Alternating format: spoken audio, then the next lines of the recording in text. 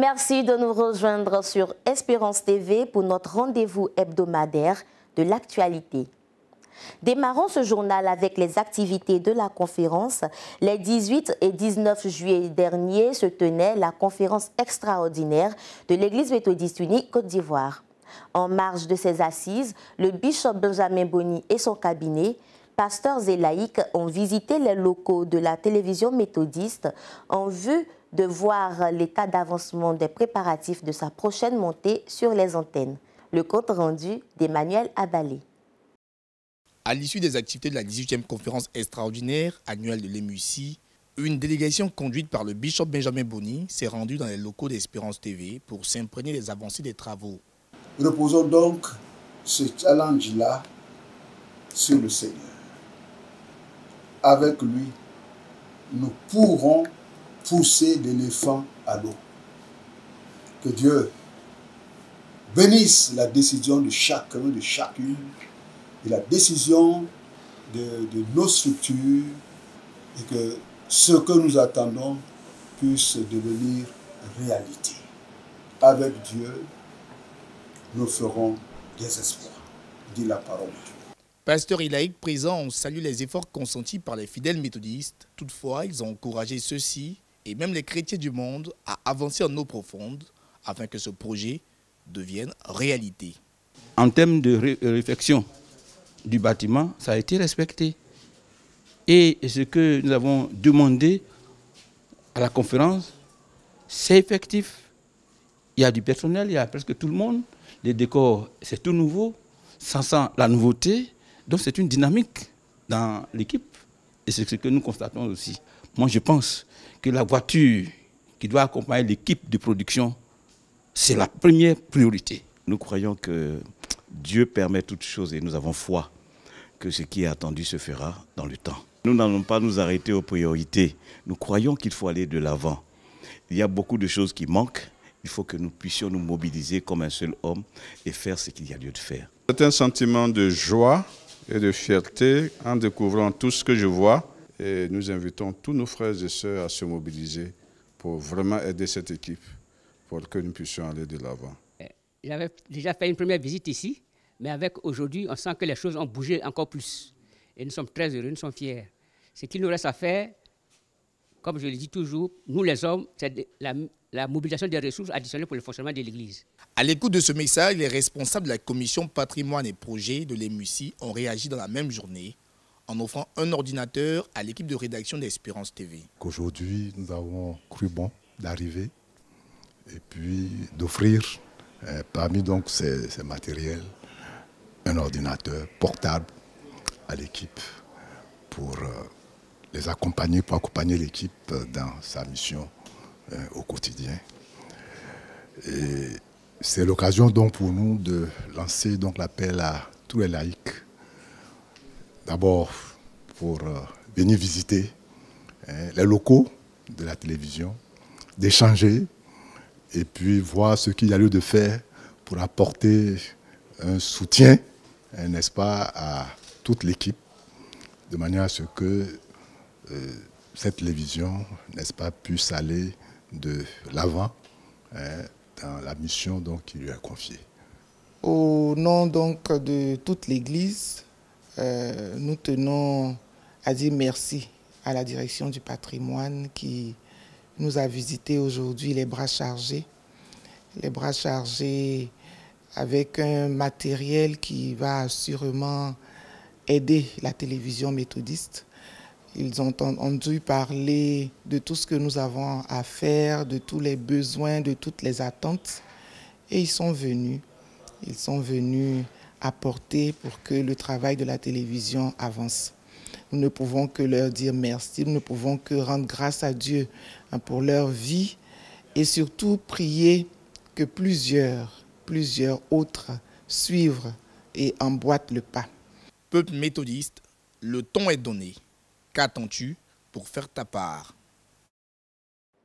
Toujours dans le cadre des préparatifs de sa prochaine sortie, Espérance TV a reçu une délégation de la Ligue pour la lecture de la Bible Côte d'Ivoire pour une séance de travail en vue de peaufiner les termes de leur collaboration. Daniel Kraoui. Au nombre des partenaires d'Espérance TV, la Ligue pour la lecture de la Bible Côte d'Ivoire, structure chrétienne spécialisée dans la promotion de la lecture biblique. Le mardi 18 juillet 2023, les responsables de cette structure étaient dans les locaux d'Espérance TV pour une rencontre de travail. Au menu des échanges, l'intervention de la Ligue dans la grille des programmes d'Espérance TV.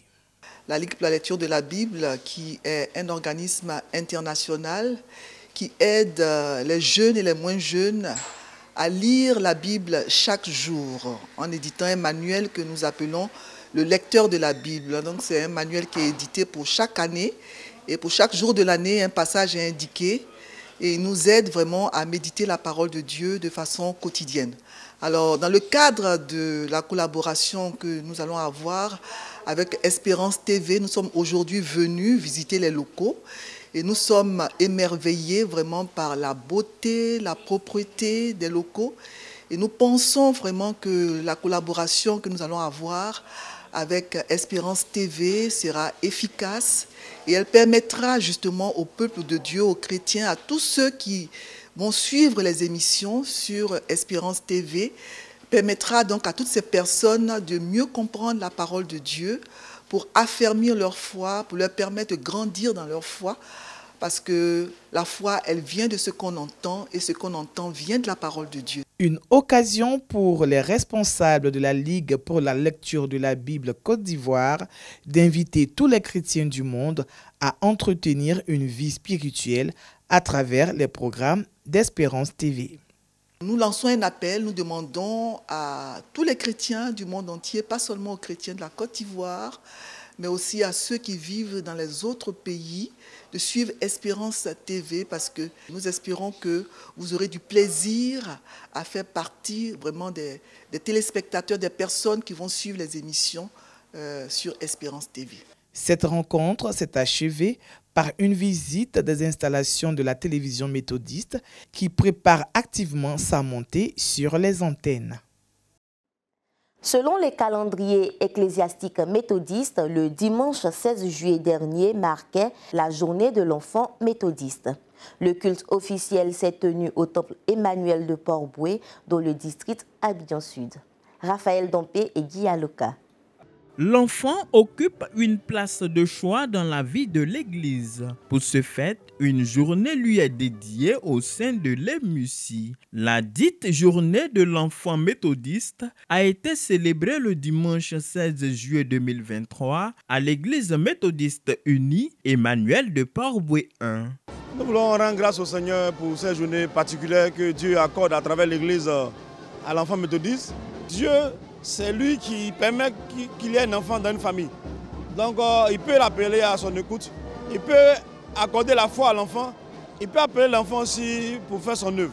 Au cours du culte présidé par le très révérend Isaac Bodje, représentant le bishop, avec la présence des autorités politiques et administratives de la commune de Port-Bouët, les enfants ont donné le message du jour. Prédication autour du thème « L'Éternel appela Samuel », extrait de 1 Samuel chapitre 3, versets 1 à 21. Dieu aime tout le monde. Il peut appeler l'enfant pour son travail et même passer par lui pour donner des conseils aux grands. Laissons donc Dieu lui-même nous appeler pour un proche dans nos familles, nos églises, nos villages et notre nation. Comme l'enfant, soyons humbles, engageons-nous sans hypocrisie et laissons Dieu nous diriger. À la faveur de ce culte, les moniteurs des écoles du dimanche ont été présentés. Ils ont reçu une Bible et un diplôme les autorisant à l'instruction des enfants dans les églises méthodistes. J'ai été consacrée monitrice depuis 2004 à Noumambo. Et aujourd'hui, c'est une joie pour moi d'être reconnue officiellement et d'être habillée par la conférence en tant que monitrice, encadreur d'enfants. L'Église reconnaît au moins le travail que nous faisons au milieu des enfants. On enseigne les enfants, on les amène à adorer vraiment le Seigneur, on les amène sur le vrai chemin pour que les enfants puissent suivre les bonnes voies pour la gloire du Seigneur, pour que les enfants puissent avoir le salut.